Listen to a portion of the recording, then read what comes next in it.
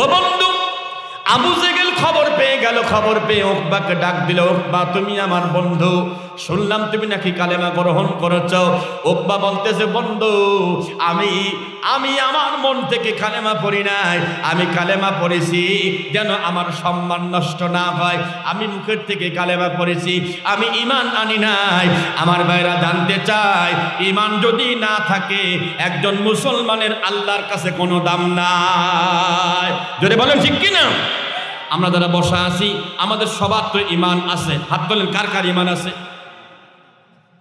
নামান, 1 নাম্বার না 2 number? 1 number. আহা, 1 নাম্বার বলে যদি ঈমান চেক করা মেশিন থাকতো 1 2ও হতো না। কথা কয় না কে? আপনি সিরিয়ালও পেতেন।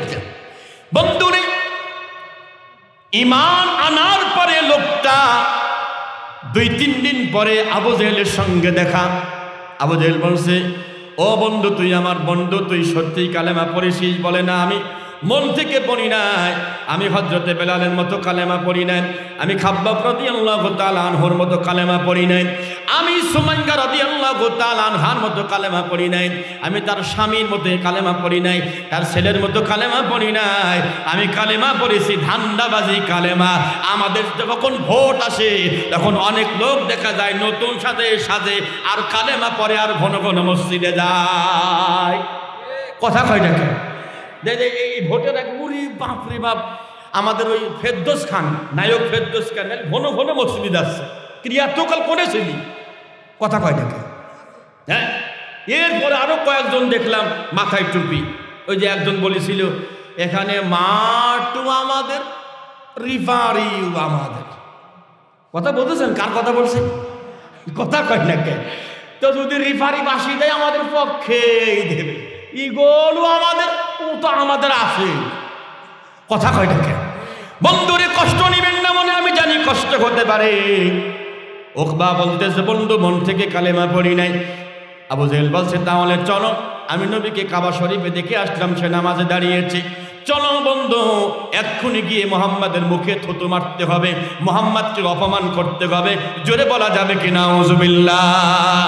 উকবা ডাক দিয়ে বলে না না না আবু জেহেল, বন্ধু আমি এই কাজটা করতে পারবো না। বলে কেন পারবা না? বলছে আমি জানি যদি এই লোকটার সাথে বিয়াদবি করি আল্লাহ আসমান থেকে গজব পাঠাইয়া দেবে। ও ভয় আছে না নাই? কথা কর দেখে। তারপরে আবু জেহেল বলছে না যাওয়াই লাগবে, না গেলে বলবো তুমি মন থেকে পড়ছো। চাপে পড়ে নবীদের সামনে গেল। বন্ধুগণ আমার, মুখে থুতু বেড়েছে, কিন্তু আল্লাহ রব্বুল আলামিন সেই থুতুকে ঠেকিয়ে দিয়েছে। আল্লাহ নবীর মুখের উপরে থুতু লাগে নাই।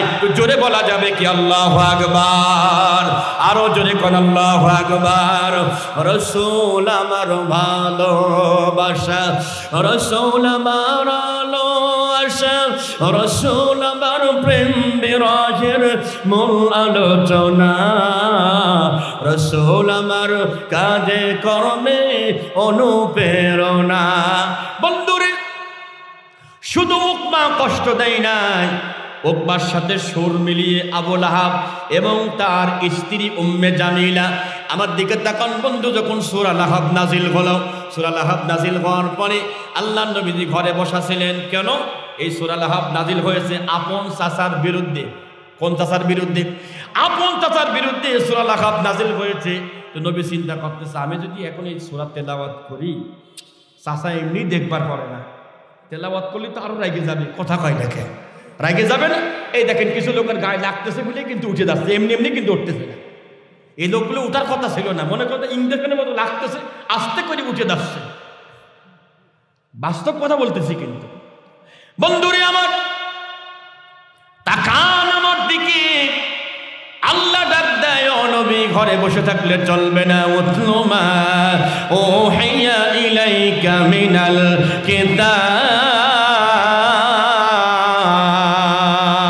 কিতাব। আল্লাহু আকবার বলেন। আল্লাহ বলছে নবী ঘরে বসে থাকলে চলবে না, আপনার কাছে যা ওহী করেছি, যা তেলাওয়াত করেছি আপনি তেলাওয়াত করেন, প্রচার করেন। আরেকটা কথা শোনেন, নবী যখন প্রচার করতে যাবেন তখন কি করবেন? ফাসদাউ বিমা তু'মারু, ফাসদাউ বিমা তু'মারু ওয়া আরিদ আনিল মুশরিকিন।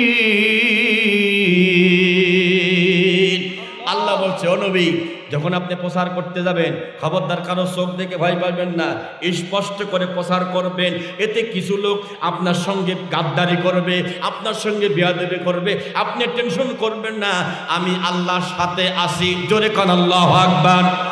আমার নবী যেই তেলাওয়াত করলেন ভাই সূরা লাহাব, আবু লাহাবের কিছু চামচা ছিল, এই চামচাগুলো দৌড়ে চলে গেছে আবু লাহাবের কাছে গিয়ে বলছে, আবু লাহাব ও চাচা কি বলছে যে এই আপনার ভাতিজা মুহাম্মদ এত বড় খারাপ হয়ে গেছে, আপনার বিরুদ্ধে কবিতা বলতেছে আর আপনার স্ত্রীর বিরুদ্ধে কবিতা বলতেছে। চাচা হয় আপনি একটা কিছু করেন, না হয় আমাকে দায়িত্ব দেন। আছে না সমাজে কিছু কথা কন রেখে আমাদের দায়িত্ব নেন। আবু লাহাব কথা বলে না, কিন্তু উম্মে জামিলা হাতে পাথর তুলেছে, দুই হাতে দুইটা পাথর তুলে লাত মানাতের নামে কসম করে বলছে, আজ মোহাম্মদকে যেখানেই পাবো মোহাম্মদের কপাল ফাটায়া দেব। জোরে কন্যা উজুবিল্লাহ। আমার নবীকে খুঁজে বেড়াচ্ছে, খুঁজতে খুঁজতে তাকায় দেখে নবী আমার কাবা শরীফের সাথে হেলান দিয়ে বসা, সাথে বসা আবু বকর রাদিয়াল্লাহু তাআলা আনহু। মহিলা খুঁজতে খুঁজতে নবীকে পেয়ে গেছে, দূর থেকে পাথরটা এরকম নিচে ছিল, উপরে তুলছে। এত রাগ নবীর আপন চাচি। বলেন কেমন চাচি?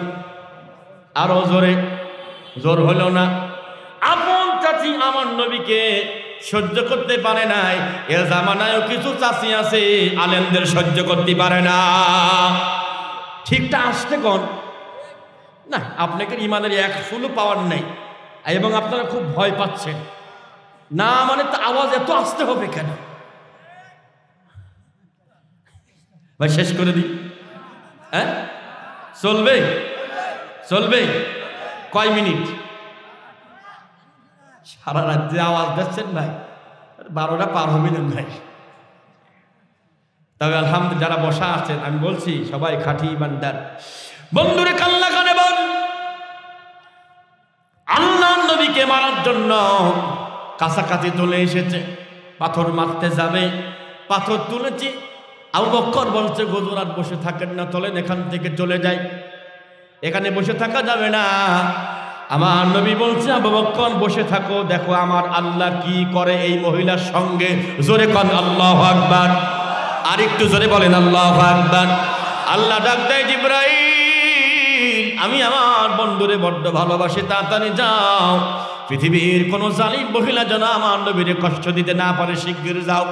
জিবরাইল চলে আসলেন কোরআনুল কারীমের একখানা আয়াত নিয়ে, ওয়া ইযা ক্বরাআতাল কুরআনা জাআলনা বাইনাকা ওয়া বাইনাল্লাযীনা লা ইউমিনুনা বিল আখিরাতি হিজাবাম মাসতুরা। জোরে করে আল্লাহু আকবার। এই আয়াত নিয়ে জিবরাইল রাসূলের কাছে চলে এসেছে, এসে বলতেছে মুহাম্মদ আপনি কি ওনাকে দেখে ভয় পেয়েছেন? আমার রসুল বললেন নবী রসুল কখনো কোনো জালিম দেখে ভয় পায় না। সুবহানাল্লাহ। কাজকে বলেন মানে আপনাদের কোনো মানে এই বুঝলাম না আমি, সেই গল্প মনে করে গেল আপনাদের এই সাউন্ড দেখে যে এক যুবক ওই পকেটে টাকা নিয়ে যাচ্ছে বাজারে গরু কিনতে। এরকম একটা হুজুরের সাথে দেখা হয়েছে, বলতে কই যাচ্ছেন ভাই? আচ্ছা গরু কিনতে। তো উনি আল্লাহওয়ালা মানুষ বলছে, বলেন ইনশাআল্লাহ যদি আল্লাহ চাই গরু কিনবো। হ্যাঁ যুবক হেডাম দেখাচ্ছে, হ্যাঁ টাকা আমার, বাজারে যাবো, ফস করে কিনে নিয়ে চলে আসবো, কিসের ইনশাল্লাহ? ইনশাল্লাহ দরকার নেই। বাজারে গেছি, গরু মোটামুটি পছন্দ হয়ে গেছে। এখন মালিক বলতেছে যে ভাই টাকা দেন আমি চলে যাব।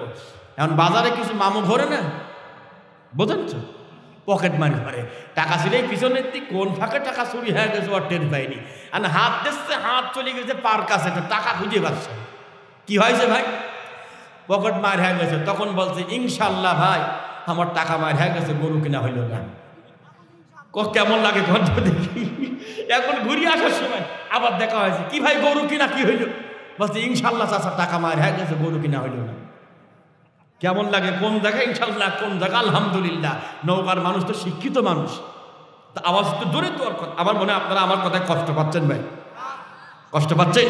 একটু সারা দিন বন্ধুরে আমার। জিবরাইল ডাক দিয়ে বলে, ও নবী এই মহিলা আপনারে আঘাত করার আগে এই আয়াতখানা পড়েন, আয়াতখানা পড়ে আপনার চাচির চোখের দিকে ফু দেন, বাদ বাকি যা করা আমার আল্লাহ করবে। আল্লাহু আকবার বলেন। বন্ধুগণ আমার নবীজি আয়াতখানা পড়ে চাচি আম্মার চোখের দিকে ফু দিলেন। মুহূর্তের ভিতরে আল্লাহ পাক চাচি আম্মার আমার নবীর চাচি আম্মার চোখের পাওয়ার নষ্ট করে দিল। না সুবহানাল্লাহ হবে এখানে কিছু, নাউজুবিল্লাহ। কত বড় জালেম, জালেমের চোখ নষ্ট হয়েছে, বলেন সুবহানাল্লাহ, সবাই কোন সুবহানাল্লাহ। এখন ওই মহিলার তো মাথা খারাপ হয়ে গেছে, কিরে আমার নবীকে আর দেখতে পাই না, মিজাজটা বড় খারাপ হয়ে গেছে, গালিগালা শুরু করে দিয়েছে।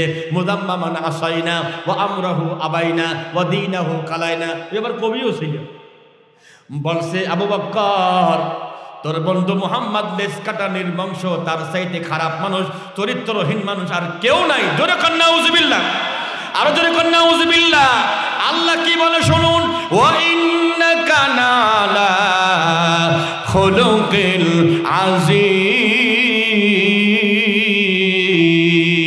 আযীম। আল্লাহু আকবার। আল্লাহ পাক বলছে, হে নবী, পৃথিবীর মানুষ যারা আপনাকে খারাপ নিয়ে আপনাকে নিয়ে বাজে মন্তব্য করে, খারাপ মন্তব্য করে, নবী গো আমি আল্লাহ সার্টিফিকেট দিচ্ছি আপনার মতো এত বড় চরিত্রবান মানুষ আর কেউ নাই। সুবহানাল্লাহ বলেন। আমার নবীজি এই রজব মাসে মেরাজে গিয়েছিল।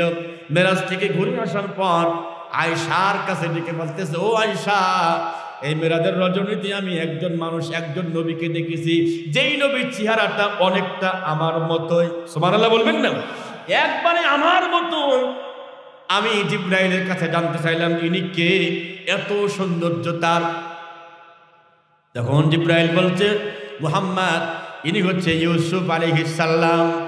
আল্লাহ পাক পৃথিবীর অর্ধেক সৌন্দর্য এক ইউসুফকে দান করেছিল। জোরে কোন সুবহানাল্লাহ। আমার নবীর কাছে, আমার নবী আয়েশা রাদিয়াল্লাহু তাআলা আনহার কাছে এই কথাগুলো বলতেছিলেন। আয়েশা রাদিয়াল্লাহু তাআলা আনহা বলেছে, কত সুন্দর করে বলেছে, যেই মহিলাগুলো ইউসুফ নবীকে দেখে হাত কেটে ফেলেছিল, ওরা যদি আমার নবীকে দেখতো, আয়েশা বলতেছে, যদি আমার নবীর চেহারা দেখতো, আমার নবীর আচার আচরণ চলাফেরা দেখতো, আমার নবীর চেহারা দেখলে হাত না কলিজা পর্যন্ত কেটে ফেলতো। আস্তে কোন সুবহানাল্লাহ, আর একটু আস্তে কোন সুবহানাল্লাহ। ভাইরা আমার, এই মহিলা আমার নবীকে আর মারতে পারে নাই। তিনি গালিগালাজ করতে করতে চলে গেছে, আমার নবীকে নিয়ে বাজে বাজে কথা বলেছে। এইবার মূল কথায় আসি, এই লোকটা আমার নবীকে মুখের উপরে থুতু মেরে দিল। শুধু তাই না, মাঝে মাঝে আমার নবীকে দেখলে পারে পাগল বলে ডাক দিত। জোরে কর নাউজুবিল্লাহ। এই উকবা ইবনে আবি মুইত এবং তার এক বন্ধু, তার নাম ওলীদ ইবনে মুগীরা। ভাই আমি মুনাজাত করি। ও মাদ্রাসার ছাত্র, তাইলে ঠিক আছে। ও জানি না কি হয়েছে না হয়েছে, কানা আর নেংরার মতো হচ্ছে কিনা, মানে কানা আর নেংরা ওই সারাদিন ভিক্ষা টিক্ষা করছে, করার পরে অনেক ভিক্ষা পাইছে। তো কানা নেংরা বলছে যে দোস্ত মাগরিবের নামাজ জামাতে পড়ি একটু। তা ঠিক আছে, নেংরা সামনে কানা পিছনে। মাগরিবের নামাজ তো সূরা কারা জোরে পড়তে হয়। আল্লাহু আকবার নিয়ত করে, কানা পিছনে নেংরা সামনে। সূরা শুরু হয়েছে, আলহামদুলিল্লাহি রাব্বিল আলামিন আর রহমানির রহিম মালিকি ইয়াউমিদ্দিন ইয়া কানা। যেই পর্যন্ত আইছে কানা বলছে ঘটনা কি, ইয়া কানা করছে কে, ওর মাথা গরম হয়ে গেছে। বলছে আর একবার বলিয়ে দেখো না, আমাদের গোষ্ঠী ঠেঙাবো। ওয়াইয়া কানা, সঙ্গে সঙ্গে কানার মিজাজ আরো খারাপ হয়ে গেছে। আর একবার বলিয়ে দেখো না, আমাদের 12টা বাজাবো। ধরছে সূরা আল ইমরান, ধরছে কুল সাদাকাল্লাহু ফাত্তাবিউ মিল্লাতা ইব্রাহিম হানিফা ওয়া মা কানা মিনাল মুশরিকিন। কানা বলতে নামাজ ছাড়, নামাজের গোষ্ঠী মারি। কে ভাই কানা বললি কে? কয়বার? তো 3বার বলেছিস। কষ্ট ভাই আমি তো বুঝতে পারিনি। এমন কানা রাগে ঠেলায় নেংরাকে বলতেছে, নেংরা শোন, ও মা নেংরা মিনাল ফাসিকিন। জোরে কর নাউজুবিল্লাহ। এখন কিছু লোক আছে কানার মতো, বুঝতেছেন তো আমি কি বলতেছি আর উনি কি বলতেছে আল্লাহ ভালো জানে। বন্ধুরে আমার, ওলীদ ইবনে মুগীরা আর উকবা ইবনে আবি মুইত আমার নবীকে একবার দেখা মাত্র রাসূলকে ডাক দিয়ে বলেছিল, ক্বালু ইয়া আইয়ুহাল্লাযী নুযিলা আলাইহি যিকরু ইন্নাকা লামাজনুন।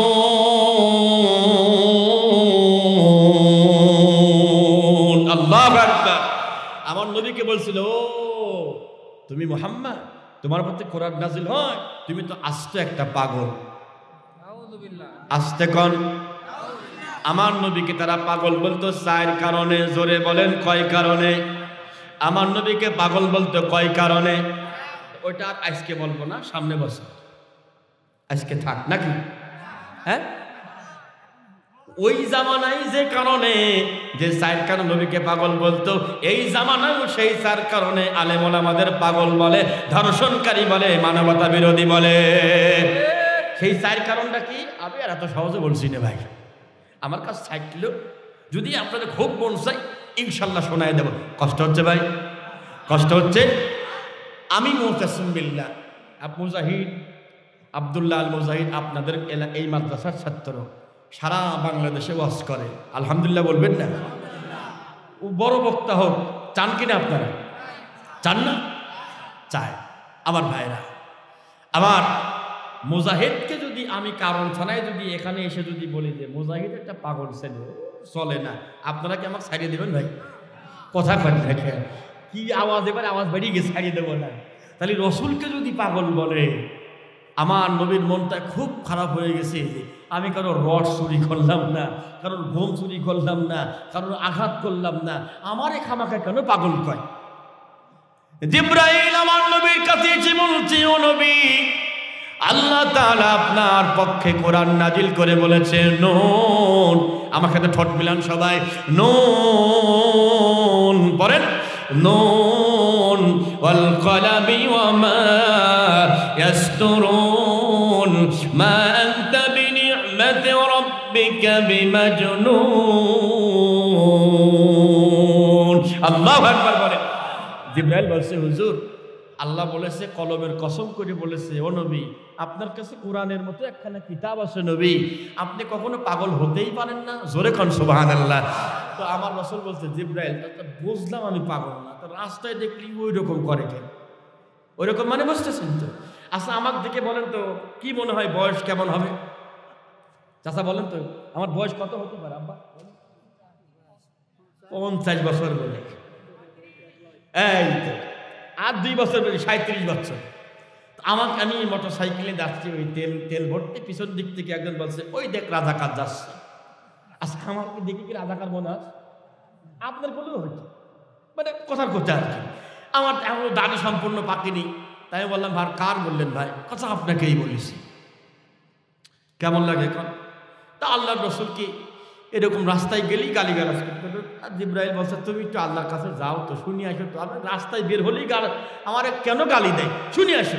ভাইয়েরা আমার, জিবরাইল দেরি করে না, এক কান দিয়ে আল্লাহর কাছে গিয়েছে। আল্লাহ সুবহানাহু ওয়া তাআলা সঙ্গে সঙ্গে সূরা কলমের 3খানা আয়াত নাযিল করে বললেন, ও জিবরাইল আমার বন্ধুর কাছে গিয়ে বলো, ওই লোকগুলো কেন আমার নবীরে পাগল বলে, ওই লোকগুলো কেন আমার নবীরে পাগল বলে গালি দেয়, মিথ্যাবাদী বলে গালি দেয়।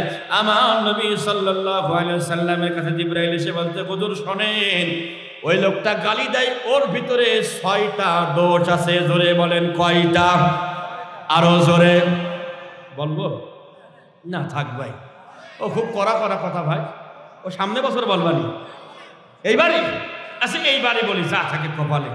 দাওয়াত দিয়ে না, না দেন, বুঝতে পারতেছি দাওয়াত আর হবে না এলাকায়। বন্ধুরি আমার, জিবরাইল এসে বলছে, হুজুর এই লোকটার গোমর ফাঁস করে দিয়েছে আল্লাহ। হাম্মাজিম মাশশাইন বিনামিম মান্নাইন লিল খায়রি মু'তাদিন আসিম উতুল্লিম বা'দা যালিকা জানিম।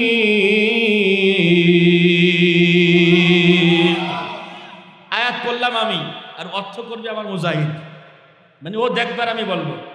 মুজাহিদ দেখো, 1 নম্বর দোষ পিছনে নিন্দা করে, 2 নম্বরে চগলখড়ি, 3 নম্বরে ভালো কাজে বাধা দেয়, 4 নম্বরে অপরাধী, 5 নম্বরে, 6 নম্বর ভাই বলছে জারজ। যে লোকটা নবীকে গালি দিয়েছিল আল্লাহ গোমর ফাঁস করে দিয়েছে হইল হারামজাদা জারজ। এখন জানা আলেমদের গালি নেই, ইরা কারা?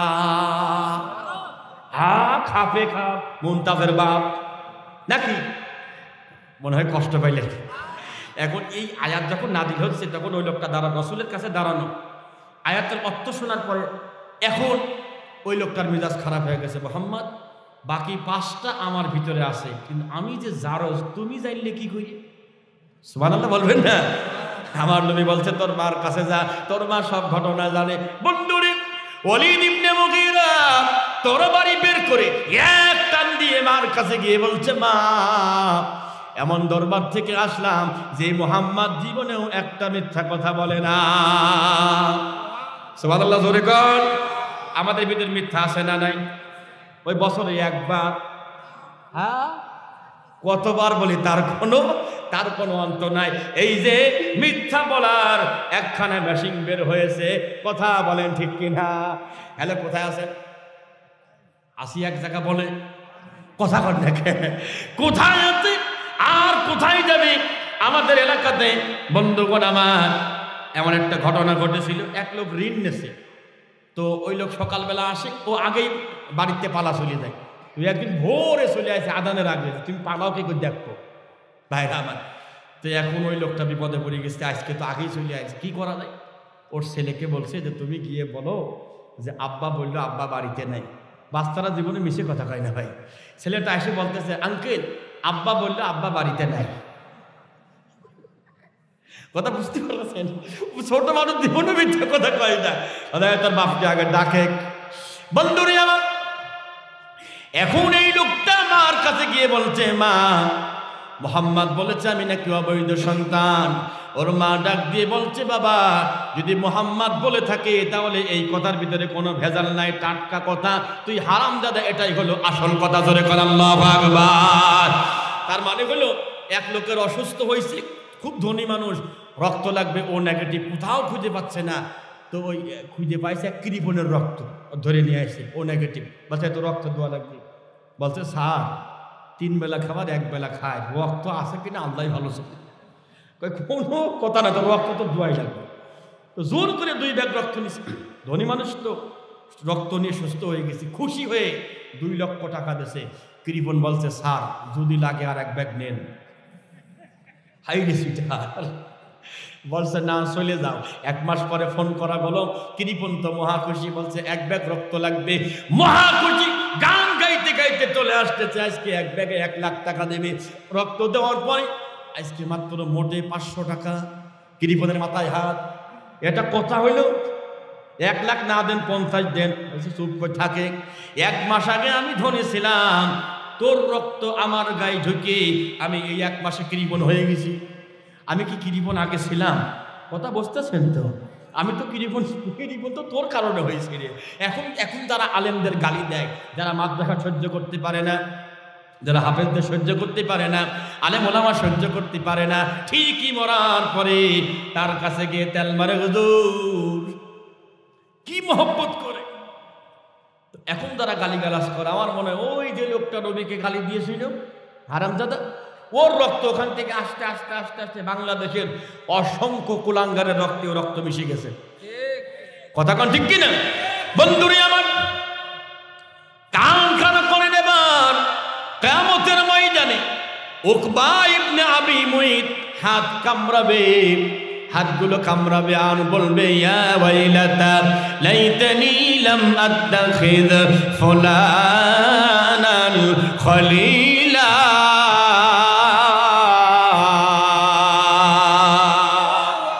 হায় আমার আফসোস, আমি যদি আবু জেহেলকে বন্ধু না বানাতাম, আমি যদি আবু জেহেলকে যদি তার পদ্ধতি না মানতাম। বন্ধুরে, আবু জেহেলের কাজ কি ছিল একটু বলবো? একটা ছোট্ট ঘটনা বলি। ওরে বন্ধু ওলীদ ইবনে মুগীরাকে একদিন ডাক দিয়ে বলছে, শোনো আমরা সবাই মুহাম্মাদের ঘরের বাইরে থাকবো, তুমি ঘরে ঢুকবা, ঢুকি গ্যাঞ্জাম পাকায়া, ঝামেলা পাকায়া, গ্যাঞ্জাম তৈরি করবা, তৈরি করে মুহাম্মাদের কোরআন তেলাওয়াত বন্ধ করবা, যেন সমাজের কোরআন আন্দোলন প্রচার করতে না পারে। গভীর রজনী সবাই ঘুমিয়ে গেছে, ওদের কাজ ছিল ওই একটাই, ওয়াকালাল্লাযীনা কাফারু লা তাসমাউ লিহাযাল কুরআনি ওয়ালগাউ ফীহি লাআল্লাকুম তাগলিবুন। আল্লাহু আকবার। আবু জেহেলের কাজ ছিল যেখানে কোরআন তেলাওয়াত হতো বন্ধ করে দাও, জ্ঞানদান বাদায় দাও, ফাসাদ তৈরি করো, ওরে ঢুকায় দিছে। আর সবাই বাইরে। ওলিদ আল্লাহ রসুলের ঘরে গিয়ে নক করেছে। রসুল দরজা খুলে চিন্তা, এত রাত্রে কে? দেখে ওলিদ, চোখ মোটা, চোখ লাল। আসে না আমাদের সমাজে কিছু চোখ লাল, উল্টা পাল্টা কথা বলতো। তা আমার রসুল বললে তো তুমি থামো, একটু বসো, তোমার সাথে 5 মিনিট পর কথা হবে। আমার নবীজি কোরআন তেলাওয়াত শুরু করলেন। জোরে কোন আল্লাহু আকবার।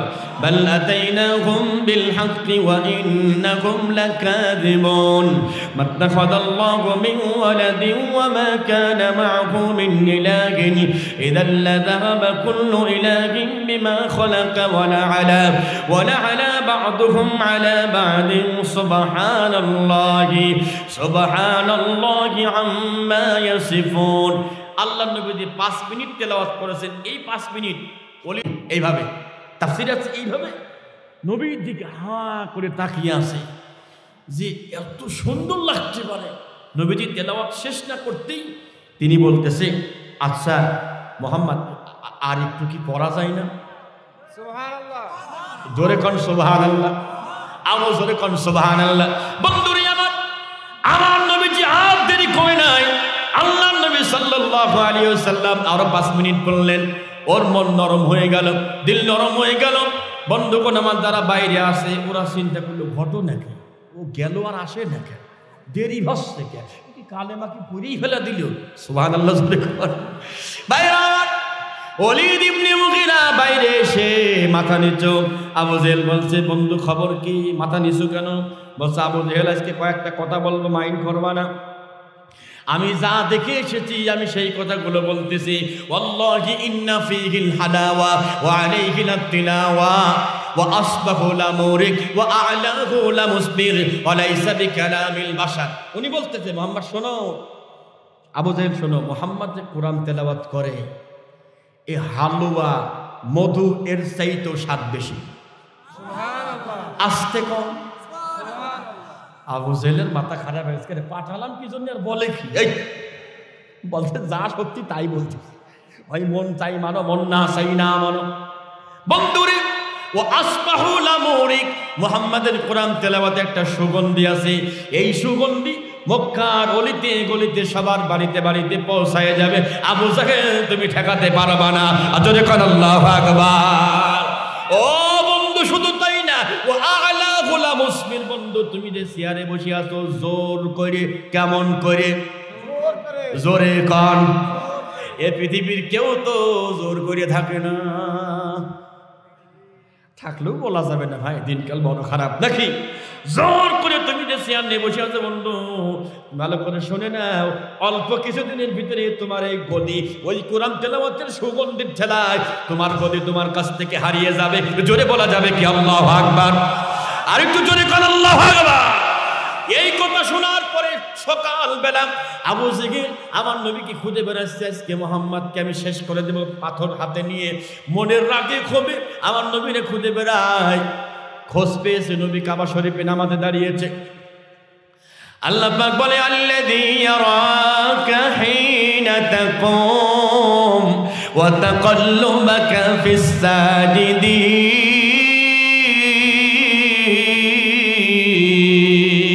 আল্লাহু আকবার বলেন।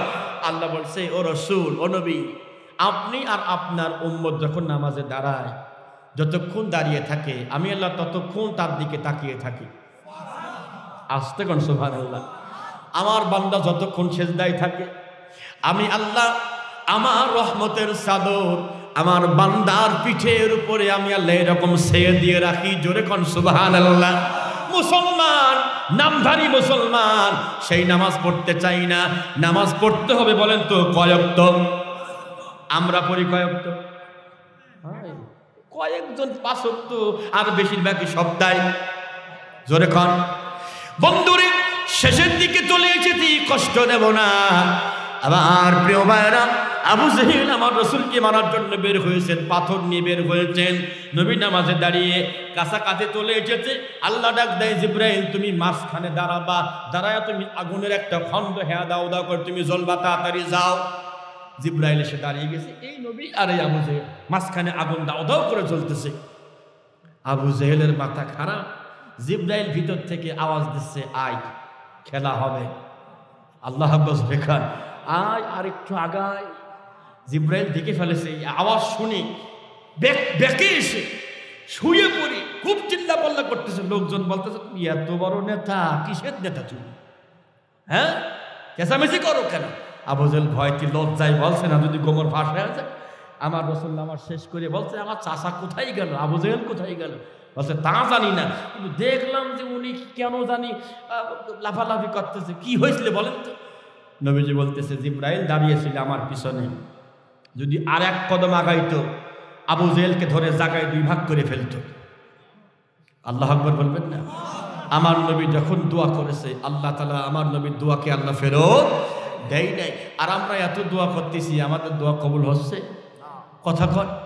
এটা যুবক সেদিন আমাকে ডেকে বলছে, হুজুর আপনারা আলেম মানুষ এত দোয়া করেন, দোয়া কি হচ্ছে, কবুল হচ্ছে কি না? আমি বলছি, তোমার কি মনে হয়? বলছে, হুজুর আমার মন বলছে প্রথম আসমানে দোয়া উঠে যায়, যাওয়ার পরে প্রথম আসমানে বাড়ি খেয়ে আবার চলে আসে, মানে এই দোয়া আল্লাহর পছন্দ হয় নাই। কি কারণে? বলছে, হুজুর কারণ তো আছে, এই হাতে রব্বানা যালামনা, এই হাতে সুদের দেনা পাওনা। কথা কয় না কে? সুদখোর আছে, এলাকাতেও আছে। সুদ খাওয়া মানে আপন মায়ের সাথে বিবাহ করা, সুদ খাওয়া মানে আপন মার সাথে জিনা করা, সুদ খাওয়া মানে আল্লাহর সাথে যুদ্ধ ঘোষণা করা, সুদ খাওয়া মানে কদ আহাল্লু বিআনফুসিহিম আযাবিল্লাহ, যে সুদ খায় তার কারণে আল্লাহ ওই এলাকায় গজব দেয়। নাউযুবিল্লাহ বলবেন না? হ্যাঁ, কষ্ট হয় ভাই, কষ্ট হয় ভাইরা। তো আমি চিন্তা করলাম, আমাদের দোয়া কেন কবুল হচ্ছে? এত আমরা কান্নাকাটি করতেছি। আমি একটা জিনিস পেয়েছি, আমরা শুধু দোয়াই করতেছি, দায়িত্ব পালন করতেছি না। আল্লাহর নবীজি 313 জন, প্রথম যুদ্ধ যখন শুরু হলো, বদরের যুদ্ধ রমজান মাসে, নবীজি বললেন যুদ্ধে যেতে হবে। কোনো রকম কারায়া করে গুছিয়ে গুছিয়ে মাত্র 313 জন সাহাবী ম্যানেজ করে নিয়ে আল্লাহর নবীজি গিয়েছে বদরের মাঠে। আল্লাহ রসুল যদি চাইতেন এই 313 জন নিয়ে আমি মাঠে না গিয়ে মসজিদে যাব, কথা কর দেখে পারত না। আর আমরা এখন সহজ ইসলাম খুঁজতেছি যে মসজিদে গিয়ে ইসলাম প্রতিষ্ঠিত করি ফেলবো। একটু তাকান রসুলের দিকে। 313 জন সাহাবী নিয়ে আমার নবীজি বদরের প্রান্তরে গিয়ে দুহাত তুলে কাঁদতেছিলেন। কাঁদতে কাঁদতে নবীজি হাত উঠতে উঠতে এই পর্যন্ত হাত উঠে গেছে, নবীর চোখে পানি চলে এসেছে। আল্লাহ 313 জন সাহাবী এনেছে, এর মধ্যে এমনও আছে কেউ 2 দিন পর্যন্ত খাবার খাই নাই, এমনও সাহাবী আছে আল্লাহ শুধু পণ্যের কাপড় ছাড়া কোনো কাপড় নাই। রব্বুল আলামিন তুমি যদি চাও দিন ধ্বংস করবা তাহলে করো, আর যদি মনে করো দিন তুমি টিকায় রাখবা, বিজয় দান করো। কাঁদতেছেন, কাঁদতে কাঁদতে আল্লাহ নবী তাকায় দেখে আসমান থেকে 1000 ফেরেশতা নাজিল হচ্ছে। জোরে কোন সুবহানাল্লাহ। আল্লাহ পাক বলছে, ইস্তাসতাগীসুনা রাব্বাকুম ফাসতাজাবা লাকুম আন্নী মুমিদ্দুকুম বিআলফিম মিনাল মালাইকাতি মুরদিফিন। আল্লাহু আকবার। 1000 ফেরেশতা নেমে আসতেছে, হাতে বাটাম, হাতে কি? জোরে কর, আরো জোরে বাটাম। এই যুদ্ধে কিন্তু শয়তান মানুষের রূপ ধরে আবু জেহেলের কাছে বসেছিল, পাম মারতেছিল। আরে গোডার দিন কোনো ব্যাপারই না, তোমরা 1000 কাফের, আরো মাত্র 313, ওতে এমনি জায়গায় শেষ হয়ে যাবে, আর আমি তো আসি। মানে শয়তান পাম দিচ্ছে আবু জেহেলকে। আচ্ছা শয়তান কি ফেরেশতা চেনে? ভালো মতো চেনে। ফেরেশতার হাতে বাটাম দেখে শয়তান আস্তেই করে কাটি পড়তেছে। আবু জেহেল বলতেছে, কি খবর ভাই, তুমি আমাকে সাহস দিচ্ছ, কি ব্যাপার? বলতে, ভাই যে জিনিস দেখেছি ভাই, খানিক পরেই তুমি টের পাবা বাটাম কারে কয়, কত প্রকার কি কি। সুবহানাল্লাহ বলবেন না? এইবার বলে কাফের 1000, ফেরেশতা 1000, 313 জন বোনাস। সুবহানাল্লাহ বলবেন না? এইবার এসে খেলা হবে, কথা কর দেখে। 313 জন বোনাস, 1000 ফেরেশতা আশা দেখে আমার নবী খুব খুশি হয়েছে। আল্লাহ পাক সঙ্গে সঙ্গে আরেকখানা আয়াত নাযিল করেছে, ইস্তাকুলু লিল মুমিনিনা লা ইয়াকফিয়াকুম আন ইউমিদ্দাকুম রাব্বুকুম বিসালাসাতি আলাফিন মিনাল মালাইকাতি মুরসালিন। আল্লাহ পাক সঙ্গে সঙ্গে আরো 3000 ফেরেশতা নাজিল করে রিজার্ভ রেখে দিয়েছে। আমার নবী বলতে, শোনো মুমিনরা শোনো, তোমরা কি খুশি না? আল্লাহকে 1000 পাঠাইছে, আরো 3000 রেডি। জোরে বলেন সুবহানাল্লাহ। নবীজি দায়িত্ব পালন করে দোয়া করেছেন, দোয়া কবুল হয়ে গেছে। এবার আসেন, যে লোকটা রাসূলকে মুখে থুতু মেরেছিল সে লোকটার কি হলো একটু শোনেন।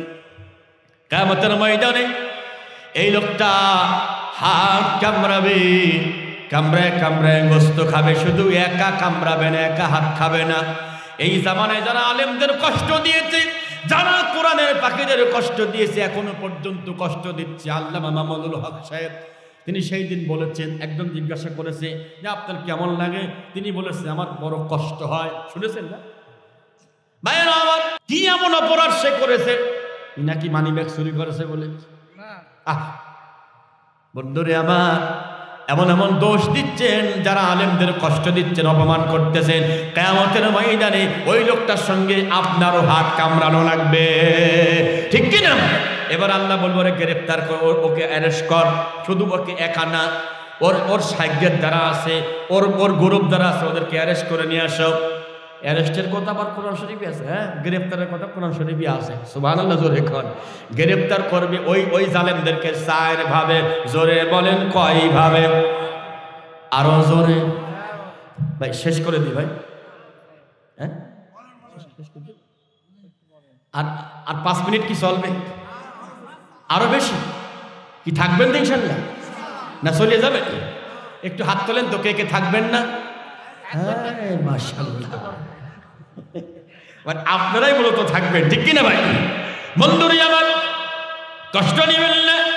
এই কিয়ামতের ময়দানে আল্লাহর যতগুলো বান্দা গোলাম আছে, সবাই যখন কবর থেকে উঠবে, বুঝবেন ভালো করে, ওটার সময় একটা দল সিনবান মুসাতা হেঁটে হেঁটে আল্লাহর কাছে যাবে, আর একটা দল সিনবার রুকবানা।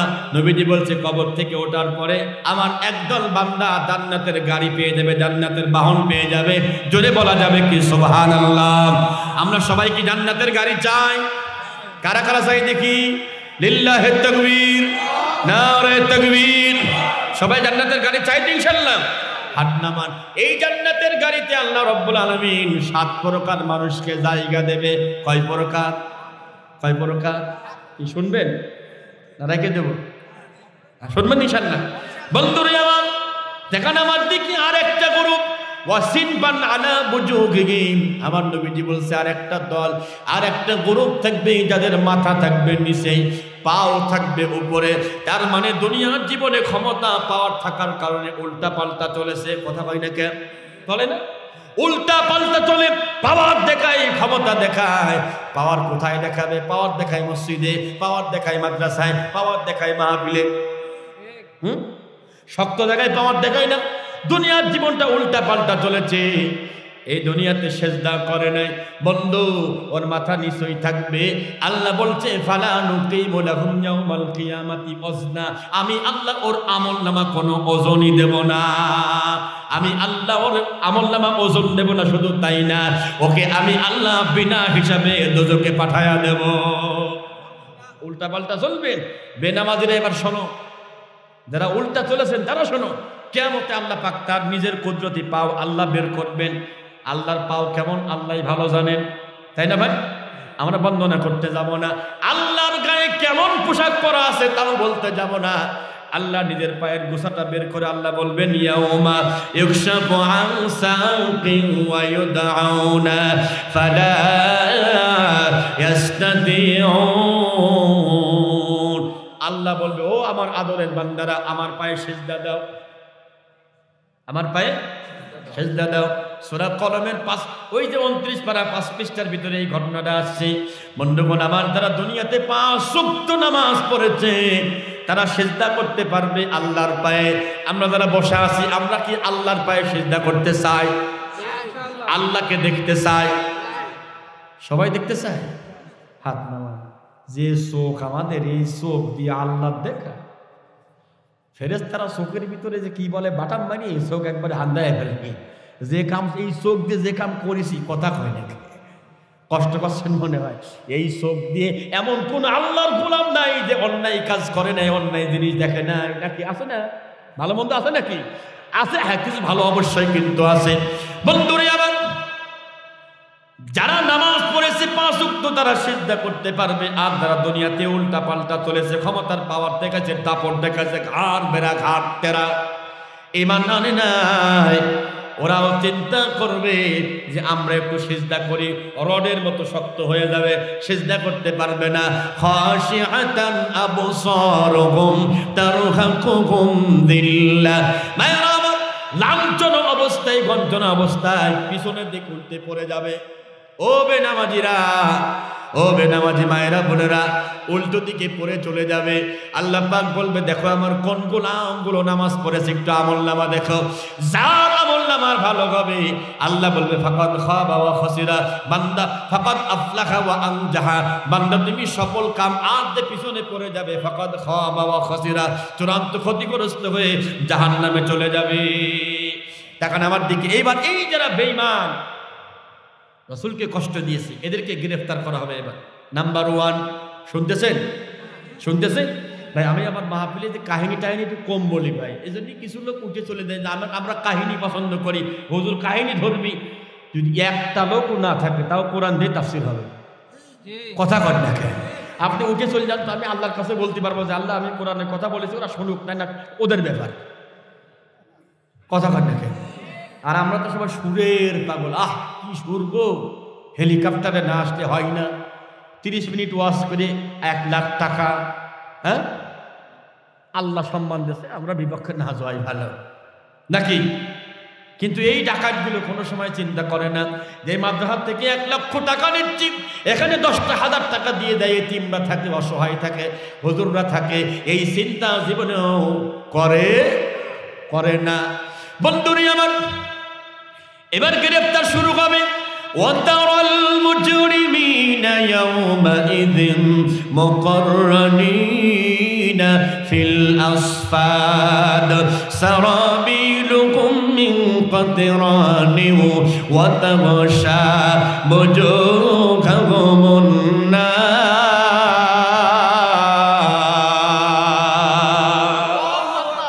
1 নম্বর গ্রেফতার, মাজার ভিতরে জাহান্নামের রশি পরানো হবে, 1 চোরের সাথে আর 1 চোর, তার সাথে আর 1 চোর, তার সাথে আর 1 টাউন। বুঝতেছেন তো? ওই যে ছোটবেলায় যেন আমরা 1 গরুর সাথে আর 1 গরু, তার সাথে এই একসাথে জন্য কি করতাম ভাই আমরা? এই তো কমন পড়ছে, মলন মোলা। ভাইরা আমার, যারা অন্যায় করেছে, 1 চোরের সাথে 1 চোর, তার সাথে আর 1 চোর, তার সাথে আর 1 চোর, একটার সাথে একটা, সবগুলো বাটপারকে একসঙ্গে করে মাথায় রশি বাঁধানো হবে। বাঁধানোর পরে সারাবিলুহুম মিন কাতরান, কাতরান আল কাতরার পোশাক পরিয়ে দেওয়ার পরে আল্লাহ বলবে আগুন ধরায় দাও গায়ে, আগুন ধরায় দেওয়া হবে, মুক্তা পরে বিভৎস রূপ ধারণ করবে। আমার প্রিয় ভাইরা, এইগুলো 1 নম্বর গ্রেফতার। 2 নম্বর গ্রেফতার, 2 নম্বর শাস্তি দেওয়া হবে এদেরকে। ইউরাফুল মুজরিমুনা বিসিমাহুম ফায়ুখাযু বিন নাওয়াসি ওয়াল আকদাম ফাবিআইয়ি আলা, সবাই পড়েন, ফাবিআইয়ি আলা রাব্বিকুমা তুকাযযিবান। আচ্ছা, কোরআন তেলাওয়াতে মজা আছে না নেই? শান্তি আছে না নেই? আছে না? এই কোরআন আমাদের বাড়িতে আছে ভাই? সবার দেই। কার বাড়িতে কোরআন শরীফ কার বাড়ি আছে? হাত তোলেন। খুব ভালো, আলহামদুলিল্লাহ। আমাদের বাড়িতে কোরআন শরীফের পাশাপাশি আর একটা শরীফ আছে, তার নাম টিভি শরীফ।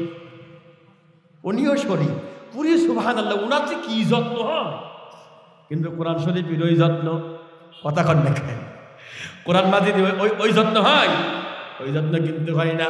অথচ আল্লাহ বলছে কোরআন সবচেয়ে দামি কিতাব।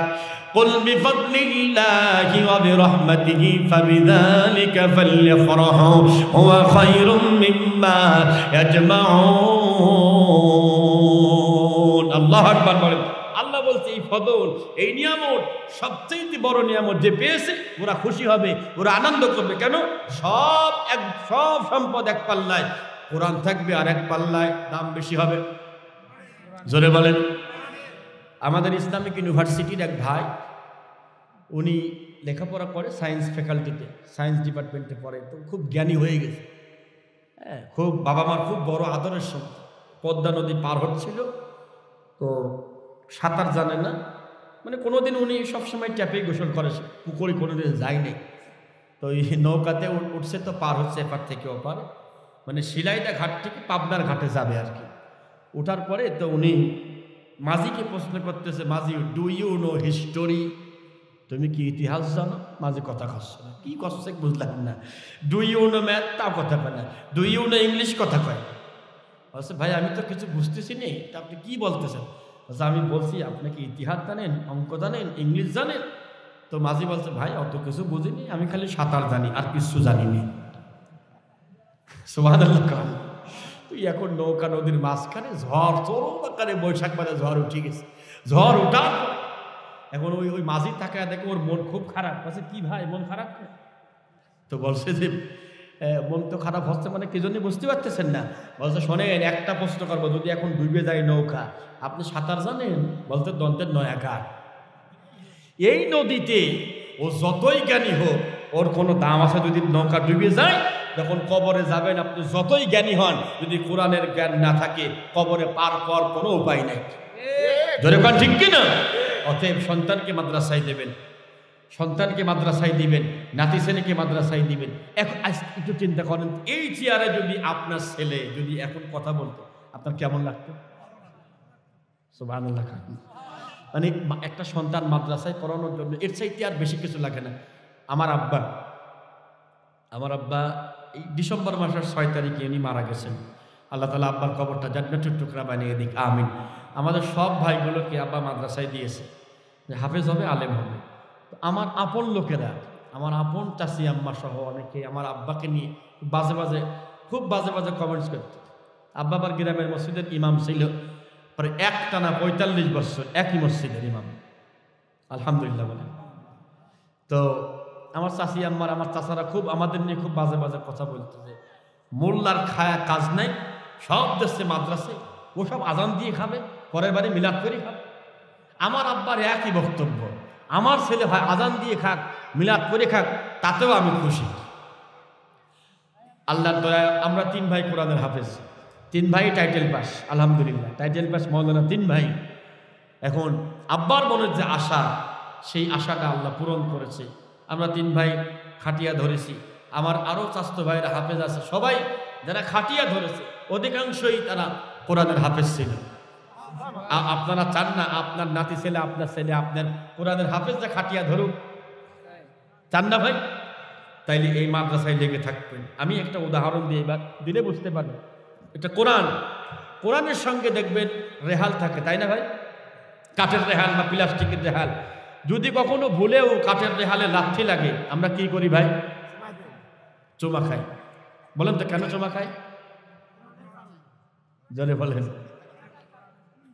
ওর দাম তো 40-50 টাকা, তো ওর দাম দেওয়া লাগবে কি? কথা বুঝতেছেন তো? ওর দাম দেওয়া লাগবে কি জানি? আহা সুবহানাল্লাহ। আপনারাও কোরআনের সাথে লেগে থাকেন, হাফেজ সাহেবের সাথে লেগে থাকেন, মাদ্রাসার সাথে লেগে থাকবেন, কোরআনের সঙ্গে লেগে থাকবেন, আল্লাহ সম্মান বাড়ায় দেবে। বাংলাদেশ থেকে যারা ক্রিকেট খেলে, কতবার বাইরে খেলতে গেল, যায় বাঘের মতো আর আসে কথা কন থেকে। আর আমাদের এই মাদ্রাসার ছোট্ট ছোট্ট বাচ্চারা, ভালো খাওয়া নাই, ভালো পড়া নাই, হ্যাঁ, মানে ভালো পণ্যের কাপড় নাই। এরা বাংলাদেশ থেকে দুবাই যায়, কাতারে যায়, হ্যাঁ, এরপরে মিশরে যায়, সৌদি আরবে যায়। আরে কি অবস্থায় যায়! আসার সময় বুকটা ফুলিয়ে বাংলাদেশের পতাকা সবার উপরে তুলে চ্যাম্পিয়ন হয়ে তারপরে বাংলাদেশে আসে। সুবহানাল্লাহ বলবেন না? আমাদের সরকার এদের কদর করতে জানে না, তবে ইদানিং আলহামদুলিল্লাহ করতেছে। তুই একটা ছেলে, একটা ক্রিকেট খেলা ছেলে একটা সেঞ্চুরি করলি ও বাড়ি পায়, ও জমি পায়। তো আমাদের ছেলেরা যখন ওই বিশ্ব চ্যাম্পিয়ন হয় তখন কি পায়? কথা দেখে। আর যেসব মানুষ ইংলিশ পড়ায়, অঙ্ক পড়ায়, তার প্রাইভেট মাসে কয় টাকা দেয় ভাই? 3000 4000। এই আমাদের বাড়িতে মুজাহিদের মতো মহিলাকে যদি কোরআন শিক্ষা দেয় কয় টাকা দেবে? 100 টাকা। 100 টাকা, তাও 6 মাস বাকি। আমার কুষ্টিয়াতে আমার এক দোস্ত, ও কোরআন শিক্ষা দেয়। তো আবার ওই ছেলেকে আবার ইংলিশ পড়ায়, অঙ্ক পড়ায়। ও 3 মাস মোটামুটি বেতন নিয়ে গেছে। আর এই যে হাফেজ সাহেবের টাকা দেওয়া হয়নি, ওর বাপ জানেই না। তো ছেলে বলতেছে, আব্বা এই মাসে কোরআন ধরবো, হাফেজ সাহেবের বেতন দেওয়া লাগবে। মুখস্থ আমার তো মনেই নেই যে তুমি কোরআন পড়া শিখতেছ। আরে কপাল পড়া মুসলমান, মনে নাই। আল্লাহর কাছে জবাব দেওয়া লাগবে না ভাই? কথা কন, দাঁড়ানো লাগবে না? খুব সাবধান, কোরআনকে ভালোবাসবেন। সম্ভব হলে মাদ্রাসার হাফেজ সাহেবদেরকে গোপনে গোপনে কিছু বাজার করে দিবেন। ভোজের বাজার করে দেবো নাকি? দিবেন ভাই, দিবেন। দেখবেন আল্লাহ অন্য দিক থেকে আপনাকে ডবল টাকা আল্লাহ দেবে, আমি নিজে গ্যারান্টি। আলহামদুলিল্লাহ জোরে কর। বন্ধুরে আমার কান খাড়া করেন, সূরা আর রহমান 41 নম্বর আয়াত আল্লাহ বলছে এদেরকে 2 নম্বরে যে গ্রেফতার করা হবে, মাথার চুল আর পায়ের ভিতরে লাঠি বেঁধে দিয়ে, মাথার চুল ধরে আর লাঠি এখানে বেঁধে দিয়ে ফুটবলের মতো করে জাহান্নামের মাঝখানের ভিতরে ফেলে দেওয়া হবে।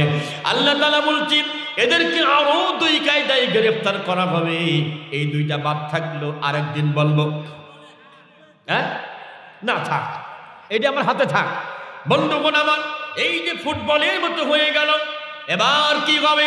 আল্লাহ তাআলা বলছেন পরে, খুযূহু ফাগুল্লু সুম্মাল জাহিমা সাল্লু সুম্মা ফি সিলসিলাতিন যারউহা 70 দিরাআন ফাসলুকু।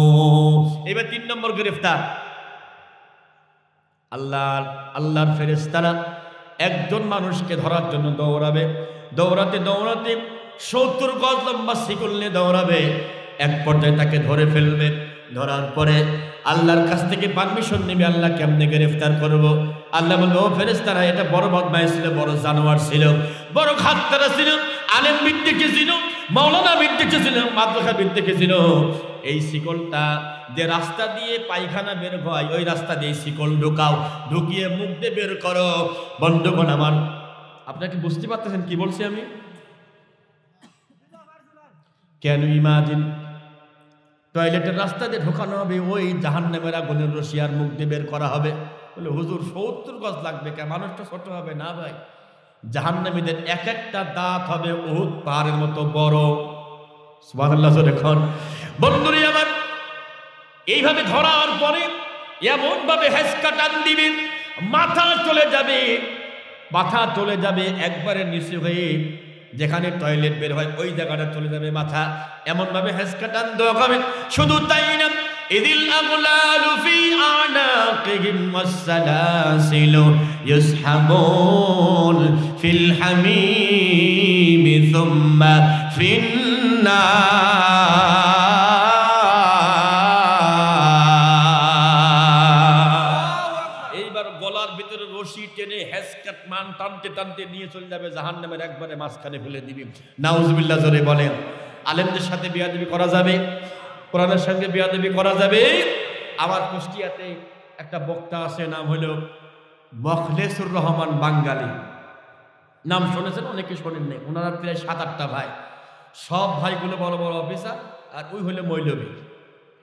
তো যখন বাইরের থেকে বড় বড় অফিসার আসছে, তখন পরিচয় করতো যে এইটা অফিসার, ওইটা বড় স্যার, এইটা ছোট স্যার, এই যে শেষে বলছি আমাদের মৌলবী। ও যাও খাই। ওর বাপ যখন মারা গেল, মারা যাওয়ার পরে মৌলবীর সামনে আসতেছে না। আমার আব্বা যে তোকে দিয়ে আগে পরিচয় করতো, তোরা এবার ধো, তোরা গোসল করা, তোরা কাফন পরাবি, তোরা জানাজা পরাবি। ওরা বসছে, ভাই আমরা মাফ চাই ভাই, আমরা ওইটা করতে পারবো না। আলেমদের ইনকার করে, কিন্তু মরার পরে ঠিকই আলেমদের দরকার আছে না নাই? কথা কন আছে না নাই? এবার টাকা জাহান্নামীরা জাহান্নামে যাওয়ার পরে আল্লাহ পাক নিজেই তার পাও আল্লাহ জাহান্নামে ঢুকিয়ে দেবে। এবার ইয়াউমা নাকুলু লিজাহান্নাম হাল ইমতালাতি ওয়া তাকুলু হাল মিন মাজিদ। আল্লাহ পাক তার পাওটা জাহান্নামের ভিতরে ঢুকে দেওয়ার পরে আল্লাহ জিজ্ঞাসা করবে, ও জাহান্নাম আর কিছু লাগবে কিনা? জাহান্নাম থরথর করে কাঁপতে ভয়ে কাঁপতে থাকবে। একটা পর্যায়ে আল্লাহকে বলবে, আল্লাহ পাও তুলে নে, সহ্য করতে পারতেছি না, সহ্য করার মতো না। আল্লাহ পাও তুলে নিবে। আল্লাহ রাব্বুল আলামিন এবার বলবে, এই জাহান্নাম থেকে সবাই বাঁচার জন্য আত্মনাদ করবে। যাদের সরিষা পরিমাণ ঈমান তাদেরকে আল্লাহ তুলে দেবে। সর্বশেষ একজন ব্যক্তিকে আল্লাহ রাব্বুল আলামিন বের করে আনবে, একবারে কয়লা হয়ে গেছে, পুরো কঙ্কাল হয়ে গেছে। এই লোকটাকে আল্লাহ পাক মাফ করে দেওয়ার পরে জান্নাতের নহর দিয়ে গোসল করানোর পরে ওর চেহারা এত সুন্দর হয়ে যাবে, চাঁদের মতো সুন্দর হয়ে যাবে। আল্লাহ বলবে, গোলাম তুমি কি চাও আমার কাছে বলো। লোকটা বলবে, আল্লাহ আপনি আমার মাফ করে দিয়েছেন, আমি আর কিছু চাইনি। সুবহানাল্লাহ। আচ্ছা না, আল্লাহ বলবে, না তুমি চাও, একবার তুমি চাইতে পারবা। বলছে, আল্লাহ ওই যে গাছ দেখা যায় জান্নাতের কাছাকাছি, আমি একটু ওই জায়গা যাইতে চাই, আমি আর কিছু চাইনি। ঠিক আছে যাও। ওখানে যাওয়ার পরে অনেক দিন পরে বলবে যে, আল্লাহ যখন জান্নাতীদেরকে যখন খাবার দেওয়া হবে, জান্নাতের খাবার কি হবে বলেন তো? জান্নাতীদের খাবার কি খাবার হবে বলেন তো? হ্যাঁ বলেন। ওয়ালাহমি তাইরিম মিম্মা ইশতাগুন, পাখির ভুনা গোশত আর হচ্ছে রুটি। জিভে পানি এসে গেছে গো। হ্যাঁ, পাখির ভুনা গোশত আর রুটি। আল্লাহ যখন এই নাস্তা পরিবেশন করবে, 500 বছরের রাস্তা দূর থেকে জান্নাতের খাবারের সুগন্ধি নাকে আসবে। সুবহানাল্লাহ। আর এই লোকটা বাইরে থেকে ওই সুগন্ধি পাবে। আল্লাহকে বলবে যে, আল্লাহ আমাকে একটু কি জান্নাতের কোনায় নিয়ে যান, জান্নাত চাচ্ছিনি আমি। সুবহানাল্লাহ। আল্লাহ বলবে, কে তুমি না বলেছিলে যে আল্লাহ আমি কিছু চাই না? আল্লাহ আল্লাহ পাক তাকে কাছাকাছি নিয়ে যাবেন। অনেক দিন পরে বলবে যে, আল্লাহ আমার একটু ভিতরে নিয়ে যান, আমি জান্নাতের খাবার চাইনি। আল্লাহ বলবে, অত কথা বলা লাগবে, তুমি যাও তো, ঢোকো আর জান্নাতি খাবার খাও। জোরে কোন সুবহানাল্লাহ। আমার প্রিয় ভাইরা, আজকে যে কথাগুলো বলেছি বেশিরভাগ কথাই বলেছি জাহান্নাম কেন্দ্রিক। আল্লাহ আমাদেরকে জাহান্নাম থেকে মাফ করে দিই। জোরে বলেন আমিন। মা বোনরা কি আসছে? দুটি কথা বলে দোয়া করে দিই। আমার মা বোনেরা এখানে যারা বসা আছেন, বিয়ে করেছেন, কে কে হাত তোলেন তো? হাত নামান। দুইটা কথা বলি, স্ত্রীদেরকে অনেকেই খুব অযথা পিটায়, অযথা মারে, হাত তোলেন। বউ মারেন কেউ নেই? হ্যাঁ হ্যাঁ, তেমন ভয়টি হাত তুলতেছে না, শরম লাগিচ্ছে। আসল কথা, দুটো কথা বলে যায়। যারা বিয়ে করেছেন, আপনার স্ত্রী দেখতে যেমনই হোক, মাঝে মাঝে বলবেন, তোমার দা চেহারা গো, আহ মন চাই শুধু তাকিয়েই থাকি, একবারে প্রিয়াঙ্কা চোপড়ার মতো। একটু একটু প্রশংসা করবেন, বলবেন যে আসলে তুমি আমার সংসারে আসার কারণে আমার সংসারে শুধু কল্যাণ আর কল্যাণ, বরকত আর বরকত। বরকত বরকত কি বরকত হচ্ছে টের পাচ্ছে নাকি? তাও বলবেন যে তোমার তোমার তোমার আব্বা তোমার মা যে কত ভালো মানুষ, ওর মতো মানুষই হয় না। আর একটা কথা বলবেন যে তুমি যে রান্না করো, আহ তোমার মতো এত সুন্দর রান্না এই গ্রামে আর কারণ নেই। কিন্তু ঝগড়া বাদলি ভাই, লবণ যে কোন দিক যায়, কথা কর না কে ভাই? আমি নিজে পরীক্ষিত। ঝগড়া আমাদেরকে মনে হচ্ছে কি ফেরেশ মনে হচ্ছে, ঝগড়া কেন বাঁধে না, ও আমাদেরও মাঝে মাঝে বাঁধে আর কি। বাদলি তখন তোর কারি যে ভাই মনে হয় লবণ দিই নেই, আমি এত বেশি মারে আর খাওয়া যায় না। তো এই এলাকার মা বোনরা ওই রকম না, সব রাবে অবশ্যই খুব ভালো, সব ভালো। কিন্তু আমার মারা সুযোগ পালি ঝগড়া বেলায় ফার্স্ট। কথা কন। আল্লাহ আমাদের মাফ করুক। এই মাদ্রাসাকে আল্লাহ পাক কবুল করে নিক। সব আলেমদের সম্মান করবেন, মাদ্রাসা সম্মান করবেন, ছাত্রদের সম্মান করবেন। কেন? ওদের পায়ের নিচে ফেরেশতারা নূরের বিছানা বিছায় রাখে সবসময়। ওদের আদর করবেন, ওদের স্নেহ করবেন, ফেরেশতার দোয়া পারবেন। আল্লাহ পাক আমাদের সকলকে মাফ করে দিক। কয়েকটা কথা বাকি আছে, মনে আছে তো? 7 প্রকার মানুষ জান্নাতের গাড়ি পাবে, মনে আছে? ওটা আজকে থাক, আগামীতে বলবো না। আজকেই আজকে 2 মিনিট ইমানি পরীক্ষা হবে। ইমানদার ভালো, সে বসে থাকবে, ইমানদার খারাপ, সে চলে যাবে। 2 মিনিট পরীক্ষার পরে আমরা বলে দিয়ে দোয়া করে দিব। আমার ভাইরা, এই মাদ্রাসার জন্য এই গেট, আমি একটা গেট দেখলাম ভাই, এত সুন্দর, আমার এত পছন্দ হয়েছে। যদি আমার টাকা থাকতো ভাই আমি করে দিতাম, কিন্তু আমাকে তত টাকা আল্লাহ দেয় নাই। আপনারা অনেক দিয়েছেন, আগে অনেক দিয়েছেন, এখন দেওয়া লাগবে না। রমজান মাসে কোরআন নাজিল হয়েছে, কোরআন নাজিলের মাসে 1 গুণে আল্লাহ 70 গুণ পর্যন্ত বাড়াইয়া দেবে। এখানে যারা বসা আছেন সবার কাছে কিছু কিছু করে আবদার, রমজান মাসে এসে 1 বস্তা করে আর পুরুষ মিলে, স্বামী স্ত্রী মিলে, হ্যাঁ হাইরে ভিডিও বানাই। ওই যে এক ছোকরা, কি নাম ধরো, মামুন নাম, আর ওর বোন নাম লাইলা, এই কি ভিডিও ইলকি ভিলকি করে ভিডিও আর ইনকাম করে। এই যে নিজের বোর্ড চেহারা দেখায়া দেখায়া ইনকাম করতেছে টিকটকের মাধ্যমে, এগুলো শয়তান না ভাই? কথা বল না কে? তোমার ইবলিস নামের বোরা শয়তান ধরছে যে ভাই ঘিরিয়া, টিকটক থেকে আসো ফিরিয়া, ও ভাই টিকটক থেকে আসো ফিরিয়া, ও বোন টিকটক থেকে আসো ফিরিয়া।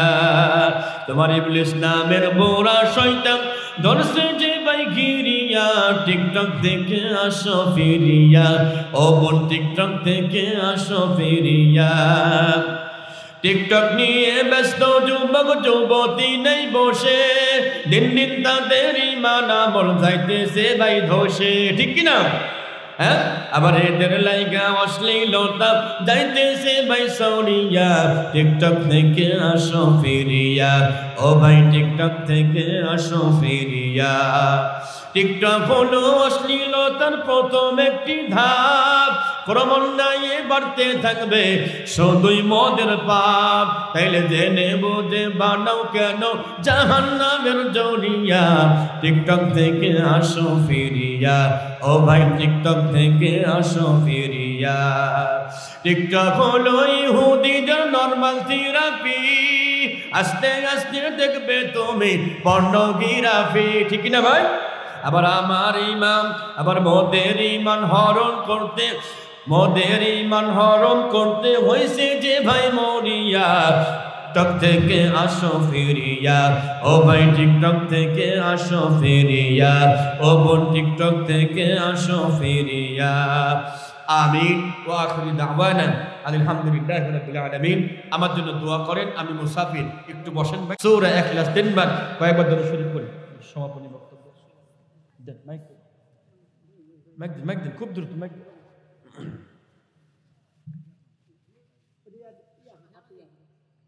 হাতের ভিতরে উড়িয়ে বেড়াচ্ছে খুব আনন্দের সাথে। তো রাসূল জিজ্ঞাসা করলো জিবরাইলকে যে কি খুব বেশি আমল আছে? ওই না, খুব বেশি আমল ছিল না। তোর গ্রামে 3 রাস্তার মাঝখানে একটা গাছ ছিল, এই গাছে অনেকেই বেঁধে অ্যাক্সিডেন্ট হতো, এই গাছটা কেউ কাটতো না। এই আল্লাহর বান্দা গাছটা কেটে দিয়েছিল, কেটে দিয়ে মানুষের কষ্ট দূর করে দিয়েছিল। আল্লাহ খুশি হয়ে ওরে জান্নাত দিয়ে দিয়েছে। আর এক লোককে দেখেছে ওর কোনো আমল ছিল না, কোনো আমলই নেই। তা আল্লাহ জিজ্ঞাসা করবে যে তোমার তো তেমন কোনো আমল আছে, মনে করো তো কোনো আমল আছে কিনা যেটা দিয়ে আমি আল্লাহ তোমার মাফ করে দেব। না, আল্লাহ মনে নাই, মনে করো। তখন সে বলবে যে আল্লাহ আমি ব্যবসা করতাম, তো মানুষ আমার কাছ থেকে অনেক টাকা মানে ঋণী হয়ে থাকতো, অনেক টাকা বাকি নিত। তো যারা টাকা তুলতো আমি ওদেরকে বলতাম যে শোনো, টাকা দিতে না পারে খুব বেশি চাপ দিবা না, খুব বেশি চাপ দেওয়ার দরকার নেই। আর যদি দিতে নাই পারে ছেড়ে দিবা, আল্লাহ আমি অনেককে ছেড়ে দিয়েছি। আল্লাহ তখন বলবে যাও, আমি আল্লাহ তোমাকে ছেড়ে দিলাম, যাও তুমি জান্নাতে যাও। এক লোক ওই যে অটো নিয়ে অথবা ওই যে ভ্যানে অনেক খড়ি টড়ি লাকড়ি মাকড়ি নিয়ে উঠতেছে, ওঠার সময় মাঝে মাঝে এরকম ওঠে না যে উঁচু জায়গায় উঠতে যেমন আছে কি আর উঠতে পারছে না। তখন আমরা অনেকেই তাকে ভ্যানালাকে অনেক বাজে কথা বলি, এই মেয়ে পারো না এত নিচো কেন? আপনি যদি এই বাইকটা দেখে, মোটর সাইকেল দেখে যদি একটু তুলে দিতেন, নবীজি বলতেন এই দেখো জান্নাতি মানুষ। করা যাবে এই কাজগুলো? হ্যাঁ, আল্লাহ আমাদের সকলকে কবুল করুক, আমিন। আল্লাহুম্মা আমিন। ربنا ظلمنا أنفسنا وإن لم تغفر لنا وترحمنا لنكونن من الخاسرين ربنا تقبل منا إنك أنت السميع العليم وتب علينا إنك أنت التواب الرحيم رب ارحمهما كما ربياني صغيرا رب ارحمهما كما ربياني صغيرا رب العالمين গভীর রজনী এলাকার কত মানুষ ঘুমিয়ে গেছে, তার কোনো অন্ত নাই। রাত প্রায় 1টা বাজতে গেল। শিকারপুর নুরানি হাফিজি কওমি মাদ্রাসা লিল্লাহ বোর্ডিং কর্তৃক আয়োজিত আজকের এই একদিন ব্যাপী তাফসীরুল কোরআন মাহফিলের শেষ অধিবেশনে আমি গুনাহগার কিছু কথাবার্তা বলেছি। আল্লাহ ভুল ত্রুটি হয়ে গেছে রব্বুল আলামিন, সমস্ত ভুলগুলো দয়া করে মাফ করে দাও। আয় আল্লাহ, এত রাত পর্যন্ত তোমার গোলামগুলো কেন বসে আছে আল্লাহ, তোমার তো জানতে বাকি নাই রব্বুল আলামিন। আল্লাহ, আমরা কত গুনাহ করেছি, কত অন্যায় করেছি, একটু রহমতের আশায় বসে আছি। আল্লাহ, তোমার রহমত থেকে রহমত নাযিল করে আমাদের গুনাহগুলো মাফ করে দাও। আয় আল্লাহ তাআলা, এই দাওয়াতি মঞ্চে কথা বলতে গিয়ে কত জায়গা থেকে লাঞ্ছনার শিকার হয়েছি আল্লাহ, লাঞ্ছনার শিকার হয়েছি। আমার নবী পর্যন্ত বাদ যাই নাই।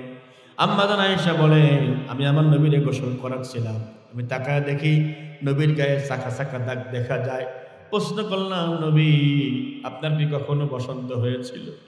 আমার নবী কয় না। হুজুর, এ দাগগুলো কোথা থেকে এসেছে বলেন? রাসূল বলে, আয়েশা রে, পিছনের কথা মনে করো। তাই ফের ময়দানে গিয়েছিলাম, অনেকদিন পর্যন্ত ঘুরলাম ফিরলাম, দাওয়াত দিলাম, আমার দাওয়াত কেউ কবুল করলো না।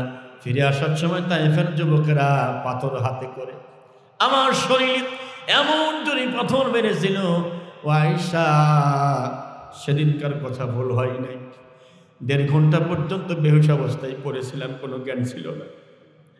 জ্ঞান ফিরে এসে দেখি শরীরে এমন কোনো পশম নাই যে পশমের গোড়া দিয়ে রক্ত বের হয় নাই। রক্তগুলো বেয়ে বেয়ে জুতার মধ্যে গিয়ে জুতা আটকে গেছে। জায়েদ সাথে সঙ্গী জায়েদকে বললাম, জায়েদ আমার জুতা খুলে দাও, পায়ে বড্ড ব্যথা হয়। আল্লাহ, ওই তায়েফের ময়দানে যে হাজিরাগুলো গিয়েছে ওমরা করতে গিয়ে যারা গিয়েছে, ওইখানে যাওয়ার পরে হাজিরা থমকে দাঁড়ায়, চোখে পানি চলে আসে। আল্লাহ, তোমার পরে যে নবীর স্টার, ওরা কেমনে মারলো নবীর গায়ে পাথর। আল্লাহ, তুমি ওই নবীকে স্বপ্নে দিদার না করে তুমি আমাদেরকে মরণ দিও না।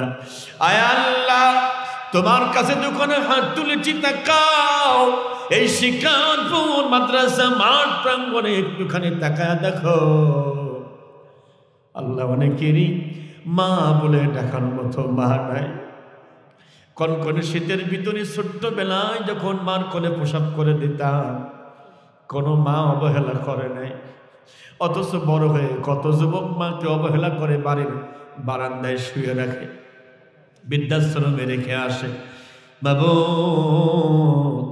এক কোলে প্রসাব করেছি আর এক কোলে নিয়েছি।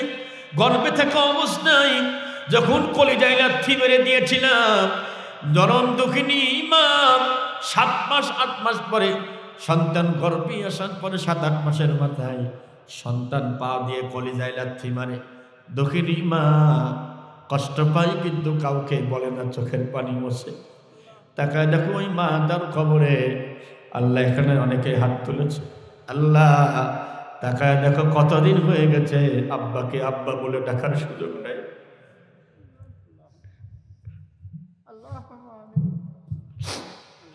রব্বুল আলামিন, আব্বা হারানোর ব্যথা নভেম্বর পর্যন্ত প্রতিদিন ঈশান নামাজের সময় আব্বা ফোন দিতেন আমার কাছে, মুতাসিম কেমন আছে? এই 2টা মাস হয়ে গেল আব্বা আর ফোন দেয় না, আর খোঁজও দেয় না, কেমন আছে, কি অবস্থায় আছে। ও আল্লাহ, দেখো তো কার চোখের কোনায় পানি। আব্বা যার হারিয়েছে, মা যার হারিয়েছে, আব্বা আমার কবরগুলো জান্নাতের টুকরা বানায় দাও। আল্লাহ, তুমি মাফ করে দাও, কবরগুলো জান্নাতের টুকরা বানায় দাও, কবর থেকে জান্নাত পর্যন্ত একটা রাস্তা বানায় দাও।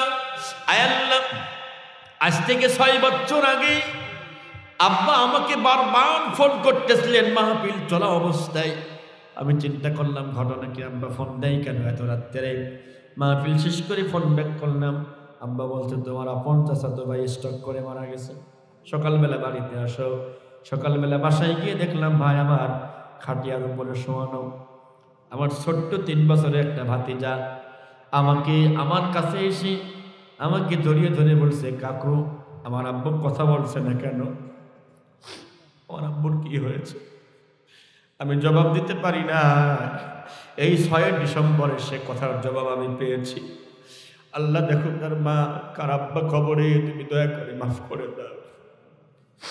কবরগুলো জান্নাতের টুকরা বানায় দাও আল্লাহ। কবরের জগতে কষ্ট দিও না আল্লাহ। কয়েকদিন আগে আব্দুল মাজিদ ভাইয়ের আব্বা সম্ভবত তিনি চলে গেছেন কবরে, আল্লাহ মাফ করে দাও, কবরটা জান্নাতের টুকরা বানায় দাও, আযাব থাকলে মাফ করে দাও আল্লাহ। যারা হাত তুলেছে আশপাশে কত কবরস্থান, কত কত কবরস্থান, আল্লাহ সবাইকে মাফ করে দাও। আমার মা বোনদের মাফ করো, মা বোনদের ক্ষমা করো, মা বোনদের হায়াতে বরকত বাড়ায় দাও। ওরা অত্যন্ত নরম মানুষ, কোমল হৃদয়ের মানুষ, অনেকের স্বামী খারাপ, স্বামীদেরকে আল্লাহ তুমি ভালো করে দাও।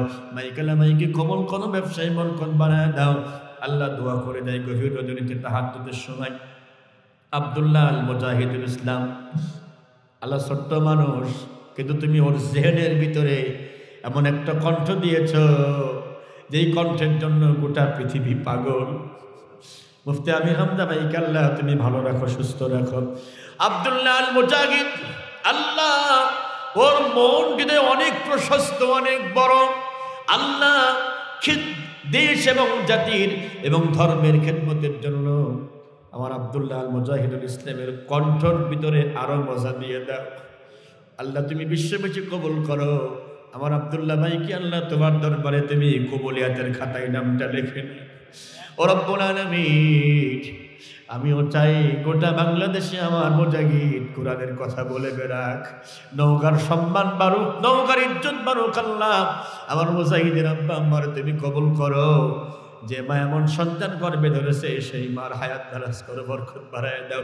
এই মাদ্রাসাকে কবুল করো আল্লাহ, মাদ্রাসার শিক্ষকদের কবুল করো, ছাত্রদের কবুল করো। আজকে যারা পাগড়ি দিল আল্লাহ বড় হাফেজ, বড় আলেম বানায়। যে হাফেজ সাহেব কষ্ট করে করে পড়িয়েছে আল্লাহ, আমি বুঝি বেতন কম, খাটনি বেশি, কষ্ট বেশি, কিন্তু কারোর কাছে বলে না। আল্লাহ মানে সকল ভাইদের হায়াত বাড়ায়া দাও আল্লাহ। বিদায় বেলায় দোয়া করি আল্লাহ, যারা দান করেছে দান কবুল করো আল্লাহ। এখন সবাই বাড়ি চলে যাবে মাওলা, সবাই বিদায় নিবে আল্লাহ। বিদায় কালে আমার কাছে তো কিছুই নাই, কি দিয়ে বিদায় দেব আল্লাহ। মানে ভাইগুলোকে জাহান্নামের আসামি বানায়ও না আল্লাহ, জান্নাতের মেহমান বানাও। আমি আসার পরে মাদ্রাসার কর্তৃপক্ষদের মুখের দিকে তাকায় আমি দেখেছি, আমার কাছে মনে হয়েছে আমার ভাইগুলো সারাদিন এক ফোঁটা ভাতও খেতে পারে না। এই জান্নাতের বাগান সাজাইতে গিয়ে আল্লাহ আমাদের সাথে এক ভাই কষ্ট করে আল্লাহ অনেক দূরে নিয়ে গিয়ে খাবার খাওয়া নিয়ে আসলে আল্লাহ আমার ওই ভাইকে তুমি কবুল করো।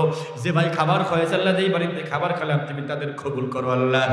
আল্লাহ মরণের সময় জবানে জারি করে দিও লা ইলাহা ইল্লাল্লাহু মুহাম্মাদুর রাসূলুল্লাহ।